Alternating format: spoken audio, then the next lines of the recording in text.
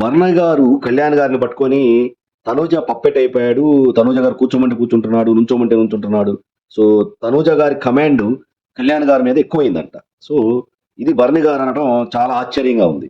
So మొన్నటిదాకా మనం దివ్య గారు ఉన్నప్పుడు బర్ని గారు ఎలా ఉన్నారు, సో ఇప్పుడు బర్ని గారు ఎలా ఉన్నారు అనేది కళ్ళ కట్టినట్టు మనకి తెలుస్తుంది.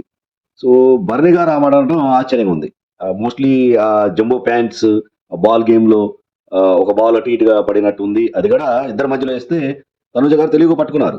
అలా అనుకుంటే సుమన్ శెట్టి గారికి వేసిన బాల్స్ కూడా పట్టుకున్నారు. సుమన్ శెట్టి గారు కూడా సీరియస్ అయ్యారు. సో ఇద్దరి మధ్యలో బాండింగ్ బాగున్నా సరే, ఏంటన్నా ఇది నాకేసిన బాల్ నువ్వు ఎందుకు పట్టుకుంటున్నావు అన్నాడు. సారీ చెప్పగానే అయిపోతుందా చెప్పండి. సో ఎవరి మధ్యలో బాండింగ్ లేదు. సుమన్ శెట్టి అన్న దగ్గరకు వస్తే నేను ఊరుకోనని ఈయన అంటాడు. మహమ్మద్ జోల్కి వస్తే నేను ఊరుకోను ఎమాన్యుల్ గారు అంటారు.